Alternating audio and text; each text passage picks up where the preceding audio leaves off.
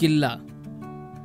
किल्ला म्हणजे काय, त्याचे प्रकार किती, ते किल्ले पाहायचे कसे, त्यांचे ऐतिहासिक महत्त्व काय, त्यांची आजची परिस्थिती कशी आहे, किल्ला कसा पाहावा, याचे देखील एक तंत्र असतं.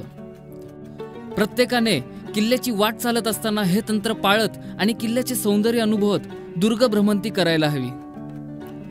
दुर्ग भ्रमंती करत असताना ज्या व्यक्तीचे त्या किल्ल्यासंबंधी काही वाचन आहे, ती व्यक्ती कल्पनाशक्तीच्या आधारे किल्ल्यांचे सौंदर्य आणि इतिहास अनुभवू शकते.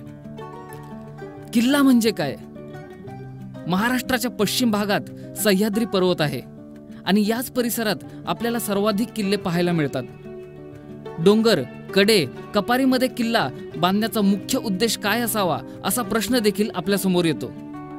परंतु जिथे राहून शत्रूंच्या हालचालींवर नजर ठेवता येईल, वेळ प्रसंगी शत्रूवर हल्ला करता येईल आणि नैसर्गिक किंवा बांधकाम करून दुर्गम केलेल्या ठिकाणी राहिल्यामुळे आपले संरक्षणही होईल, अशा ठिकाणीच किल्ले बांधलेले दिसून येतात. म्हणजेच इतिहासात स्वतःचे साम्राज्य शत्रूपासून सुरक्षित ठेवण्यासाठी आणि वेळ प्रसंगी राहण्यासाठी बांधण्यात आलेल्या अशा ठिकाणांना किल्ला असे म्हणतात. किल्ल्याचे प्रकार. किल्ल्याचे बांधकाम करण्यात आलेल्या स्थानावरून त्याचे प्रकार पडतात. आपल्याला किल्ल्याचे मुख्य 3 प्रकार माहीत असतात. गिरिदुर्ग म्हणजेच डोंगरी किल्ला, जलदुर्ग म्हणजेच समुद्रात बेटांवर बांधण्यात आलेला किल्ला आणि भुईदुर्ग म्हणजेच सपाट भूभागावर बांधण्यात आलेला किल्ला. परंतु या व्यतिरिक्त देखील किल्ल्यांचे काही प्रकार आहेत. वनदुर्ग. वनदुर्ग म्हणजे अरण्यात असलेला किल्ला. गव्हर म्हणजेच एखाद्या गुहेचा वापर करून त्याचा वापर किल्ल्यासारखा होत असेल. कर्दम म्हणजे चिखलात किंवा दलदलीच्या प्रदेशात बांधण्यात आलेला किल्ला. तसेच केवळ कोट किंवा गढी स्वरूपातील इमारती किल्ल्याप्रमाणेच मानल्या जातात. महाराष्ट्रातील किल्ल्यांचा इतिहास. महाराष्ट्र हा असा प्रदेश आहे ज्या ठिकाणी वेगवेगळ्या प्रदेशातील परकीयांनी राज्य केलेले आहे. त्यामुळे महाराष्ट्रात बांधण्यात आलेल्या किल्ल्यांवर या परकीयांच्या बांधकाम कौशल्याची छाप दिसून येते. महाराष्ट्रात बांधण्यात आलेल्या किल्ल्यांमध्ये आफ्रिकन लोकांपासून ते युरोपियन लोकांपर्यंत सर्वांच्या कौशल्याचा सहभाग आहे. 2000 वर्षापूर्वींच्या सातवाहन राजवंशापासून ते राष्ट्रकूट, चालुक्य, शिलाहार, यादव, कदंब, बहमनी, मोगल, दक्षिणी पातशाह्या, मराठेशाही, पेशवाई, हबशी, पोर्तुगीज, डच आणि इंग्रज अशा वेगवेगळ्या काळातल्या सत्ताधीशांनी हे किल्ले बांधलेले आहेत. किल्ल्याचे भाग. किल्ला बांधत असताना किंवा किल्ला बांधणीची जागा हेरत असताना विशेष काळजी घेतली जात असे. त्यानुसार किल्ला बांधलेल्या जागेचे 4 भाग पडतात. घेरा, मेट, माची आणि बालेकिल्ला हे किल्ल्याचे मुख्य भाग आहेत. घेरा म्हणजे किल्ल्याच्या पायथ्याजवळ असलेले गाव.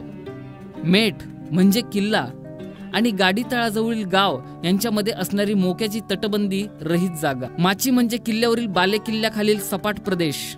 आणि शेवटी बालेकिल्ला म्हणजे किल्ल्यावरील सर्वात संरक्षित ठिकाण होय. किल्ल्यावरील ठिकाणांची नावे. किल्ल्यावर बांधण्यात आलेल्या प्रत्येक इमारतीस, प्रत्येक बांधकामास विशिष्ट नावे देण्यात आलेली आहेत. काही किल्ल्यांना विशिष्ट प्रकारे बांधण्यात आलेल्या माच्या, तटबंदी, प्रवेशद्वार असतात. त्यानुसार त्या किल्ल्यांचे महत्त्व बदलत जाते. महादरवाजा. किल्ल्यात प्रवेश करण्यासाठी बांधण्यात आलेल्या मुख्य प्रवेशद्वारास महादरवाजा असे म्हणतात. काही किल्ल्यांवर महादरवाजाच्या संरक्षणासाठी बुरुजांची रचना केलेली असते. काही किल्ल्यांवर एका मागोमाग एक असे अनेक दरवाजे असतात. प्रवेशद्वाराच्या आतील बाजूस पहारेकऱ्यांना बसण्यासाठीची जागा ठेवलेली असे, त्यास देवडी असे म्हणतात. नगारखाना. किल्ल्याच्या मुख्य प्रवेशद्वारावर नगारखाना असे. गडाची दारे उघडताना आणि बंद करत असताना तसेच महत्त्वाच्या प्रसंगी येथे नगारे वाजवले जात असे. तटबंदी. किल्ल्याची माची आणि बालेकिल्ला या भागात दगडी बांधकामात बांधण्यात आलेल्या भिंती आहेत. या भिंतींनाच तटबंदी असे म्हणतात. किल्ल्याच्या दिशेने तोफेच्या गोळ्याचा मारा झाला तर किल्ल्यावर त्याचा परिणाम कमी व्हावा याकरिता तटबंदीची भिंत नागमोडी बांधत असत. बुरुज. तटबंदीमध्येच काही ठराविक अंतरावर तटबंदीपासून पुढे आलेले बुरुज बांधले जात असत. हे बुरुज काही किल्ल्यांवर अर्धगोलाकार, त्रिकोणी, षटकोनी तर काही किल्ल्यांवर कमळाच्या फुलाच्या आकारात बांधण्यात आलेले आहेत. या बुरुजांवर तोफा ठेवल्या जात असत. ढालकाठी. ढालकाठी म्हणजे निशाण रोवण्यासाठी बांधलेला दगडी ओटा होय. ढालकाठी बहुधा एखाद्या बुरुजावर उभारण्यात येत असे. जंग्या, तटबंदी आणि बुरुजावरून गोळीबार करण्यासाठी ठिकठिकाणी छिद्रे ठेवलेली असत त्यांना जंग्या असे म्हणतात. चर्या, किल्ल्याच्या तटबंदी आणि बुरुजावर घडीव किंवा पाकळ्यांच्या आकाराचे दगड ठेवलेले असतात त्यांना चर्या असे म्हणतात. या चर्यांच्या आड लपून किल्ल्यावरून गोळीबार करता येत असे. फांजी, किल्ल्याच्या तटबंदीवर पहारेकऱ्यांना गस्त घालण्यासाठी जागा ठेवलेली असे त्यास फांजी असे म्हणतात. धान्य कोठार म्हणजेच अंबरखाना, किल्ल्यावर धान्य साठवण्यासाठी बांधलेली इमारत म्हणजेच धान्य कोठार, त्याला अंबरखाना असे देखील म्हणतात. दारू कोठार, किल्ल्यावरील दारुगोळा या कोठारामध्ये साठवला जात असे. हे दारू कोठार लोकवस्तीपासून दूर बांधले जात असे. पागा, किल्ल्यावर घोड्यांना बांधून ठेवण्यासाठी बांधण्यात आलेल्या जागेस पागा असे म्हणतात. चोर दरवाजा, प्रत्येक किल्ल्यावर येण्यासाठी महादरवाजा सोडून इतरही 1 ते 3 दरवाजे असत. छोट्या वाटेचे अथवा चढाईस कठीण असलेल्या अशा दरवाजांना चोर दरवाजा असे म्हणत असत. हे चोर दरवाजे तटबंदीमध्ये लपवलेले असत. छुप्या पद्धतीने केल्या जाणाऱ्या अनेक कामांसाठी या दरवाजांचा उपयोग होत असे. पाण्याचे टाक, तलाव, विहीर, किल्ल्यावर पिण्याच्या पाण्याचा साठा असावा या उद्देशाने ठिकठिकाणी टाक, तलाव आणि विहिरी बांधलेल्या असत. या पाण्याच्या साठ्यांची विशेष काळजी घेतली जात असे. राजवाडा अथवा इमारती, किल्ल्यावर राहणाऱ्या खास मंडळीसाठी राजवाडे, कचेरी, सदर आणि इत्यादी इमारती बांधलेल्या असत. काही किल्ल्यांवर अशा काही विशिष्ट इमारती आहेत ज्यांना विशेष महत्त्व आहे. शिलेखाना, शिलेखाना म्हणजे चिलखते आणि शस्त्रास्त्रे ठेवण्याची जागा होय. या ठिकाणी अवजारांना धार लावणारे शिकलगार आणि लोहार नेमलेले असत. कडेलोटाची जागा, गुन्हेगारास शिक्षा म्हणून त्याला किल्ल्यावरून खाली ढकलून दिले जात असे. किल्ल्यावरील त्या ठिकाणाहून खाली ढकलले जात असे त्या जागेस कडेलोटाची जागा असे म्हणत. दिंडी दरवाजा, मुख्य दरवाजालाच असलेला लहान दरवाजा, जाण्या येण्यासाठी व रोजच्या वापरासाठी वापर होत असे. अडसर, गडाचा लाकडी दरवाजा बंद केल्यानंतर आतील बाजूने आडवे लाकूड लावून बाहेरून दरवाजा उघडता येऊ नये यासाठी केलेली सोय. खिळे, गडाच्या लाकडी द्वारावर बाहेरील बाजूने अणकुचीदार विविध आकाराचे खिळे बसविले जात जेणेकरून शत्रू आणि हत्ती द्वारांना धडक दिल्यावर याद्वारे दरवाजांचे संरक्षण होत असे. नाळ, तटबंदीच्या 2 तटांमध्ये विशिष्ट अंतर ठेवून बोळीसारख्या जागेची केलेली रचना म्हणजे नाळ होय. शत्रूची दिशाभूल करण्यासाठी व शत्रूला गांगरून सोडण्यासाठी ही रचना विशेष उपयुक्त असते. या संदर्भात शिवछत्रपतींनी निर्मिलेल्या राजगडच्या संजीवनी माचीची नाळयुक्त तटबंदीची रचना विशेष पाहण्यासारखी आहे.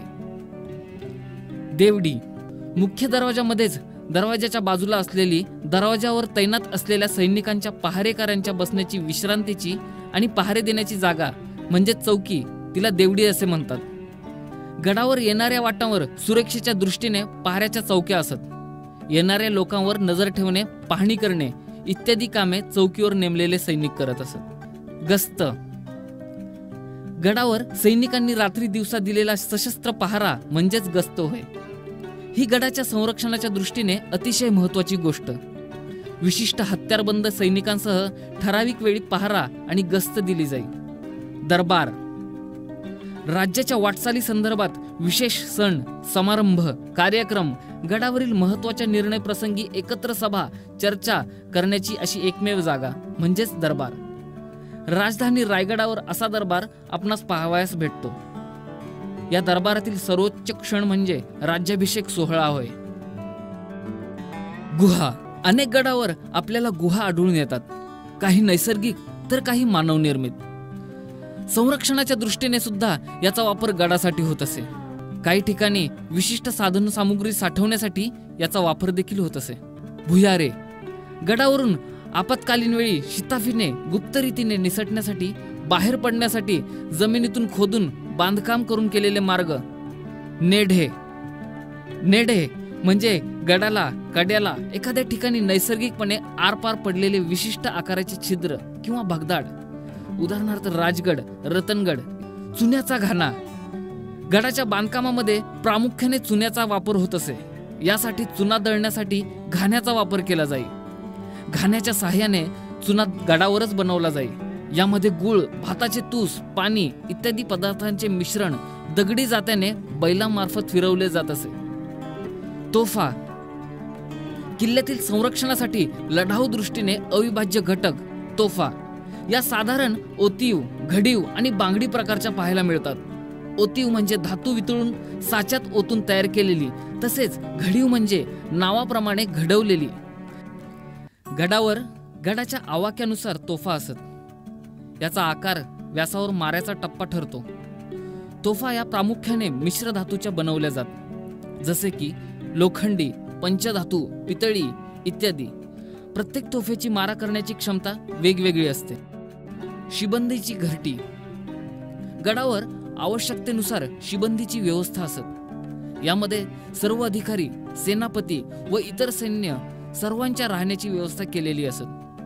प्रत्येक गडावर त्याच्या आवाक्यानुसार शिबंदी सैन्य संख्येनुसार ठेवले जाईल. बंधारा गडावरील पाणलोट्याच्या ठिकाणी बांध घालून पावसाळ्यातील पाण्याचा साठा केला जाईल. गडावर अतिरिक्त पाणी साठा यामुळे उपलब्ध होईल.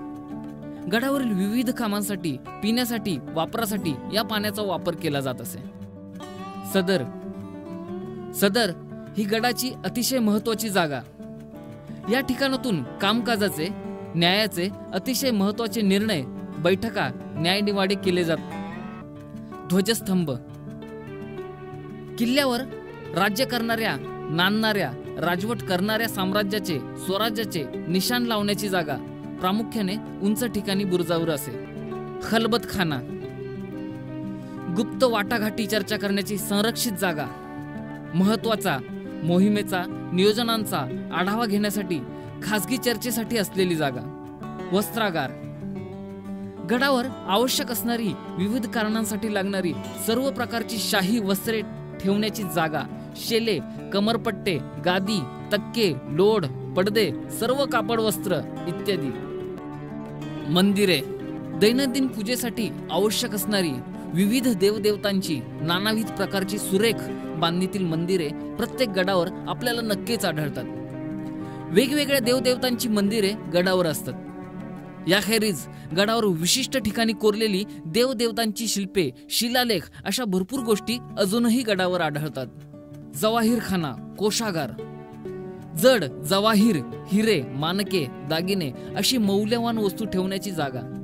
स्वराज्यातील सर्व मौल्यवान ऐवजी कर रूपाने, लुटीच्या रूपाने मिळालेला सर्व ऐवज सुरक्षित ठिकाणी, वेगवेगळ्या ठिकाणी ठेवण्यासाठी केलेली सोय, याला जवाहीरखाना म्हणत.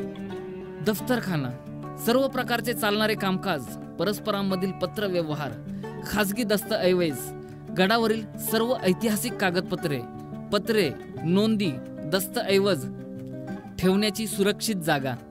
टाकसाळ वेगवेगळ्या साम्राज्याची स्वतःची दैनंदिन व्यवहारातील नाणी, शिक्के इत्यादी चलने तयार करण्याचा कारखाना. शिवकालीन शिवराई, होन अशी स्वराज्याची मौल्यवान नाणी पाडण्याचा कारखाना. टाकसाळ रायगडावर होती. शौचकूप अनेक शिवकालीन गडावर शौचकूपांनी रचना केलेली आढळते. वाड्यांमध्ये, घरांमध्ये, पहारेकऱ्यांसाठी तटबंदीमध्ये असे शौचकूप आढळून येतात. अंधार कोठड्या गुन्हा केलेल्या गुन्हेगारांना, फितुरांना, आरोपींना शिक्षा म्हणून कैद्यांना कैदेत ठेवण्याच्या, डांबून ठेवण्याच्या संरक्षित कोठड्या म्हणजेच अंधार कोठड्या होय. उष्ट्रखाना म्हणजेच उंटशाळा. उंट या प्राण्यांची बांधण्यासाठी केलेली सोय होय. हत्तीशाळा गडावर असलेल्या सैन्य दलात असलेल्या हत्तींना राहण्याची, निवासाची केलेली सोय होय.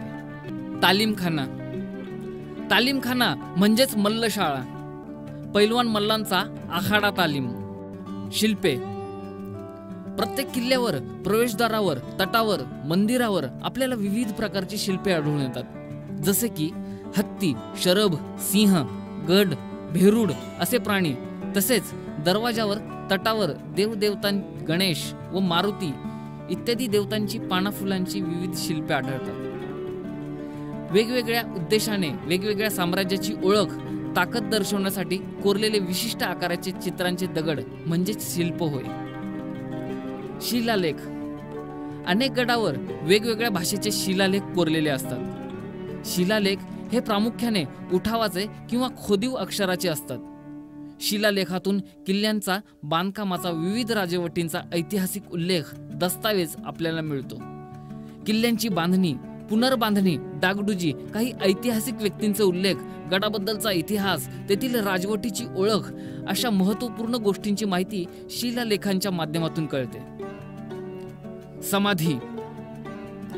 गडावर, गडाच्या पायथ्याशी, गावांमध्ये शूरवीरांच्या, राजघराण्यातील व्यक्तींच्या स्मरणार्थ उभारलेली छत्री म्हणजेच समाधी होय.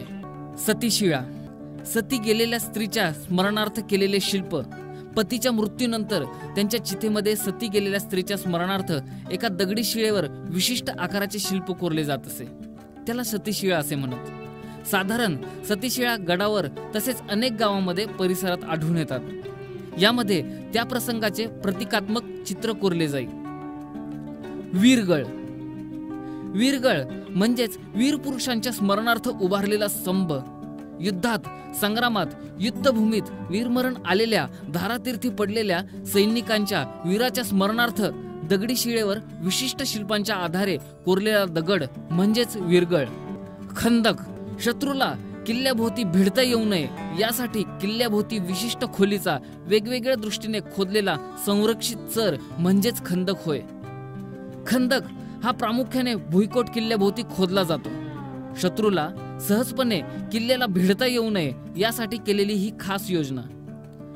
खंदकामध्ये पाणी, मगरी, साप असे प्राणी सोडले जात जेणेकरून एक प्रकारे भुईकोट किल्ल्याभोवती हे सुरक्षा कवचच होते. खंदकावरून जाण्या येण्यासाठी काढता घालता येणारा पूल बसविला जाईल. तूप, तेल साठवण्याचे रांजण. टाकी. गडावर रात्री दिवे, मशाली इत्यादी गोष्टींसाठी तेलाची आवश्यकता असे. तसेच त्या काळी युद्धात, लढाईत शरीरावर झालेल्या जखमांसाठी मलम, औषध म्हणून साठवलेले जुने तूप वापरले जाई.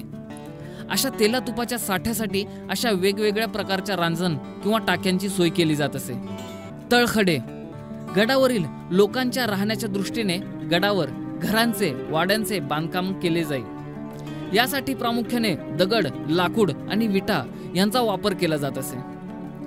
घराच्या, वाडाच्या दगडी चौथऱ्यावर उभे लाकडी खांब व त्यावर इतर बांधकाम अशी रचना असे.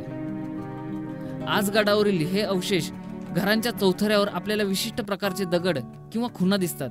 यांना तळखडे असे म्हणतात. वाडा बांधताना या विशिष्ट आकाराच्या कोरलेल्या नक्षीदार दगडावर तळखड्यांवर वाड्याचे लाकडी खांब रोवले जात. यामुळे या लाकडी खांबांना एक प्रकारे ओल, कीड इत्यादी गोष्टीपासून संरक्षण मिळे.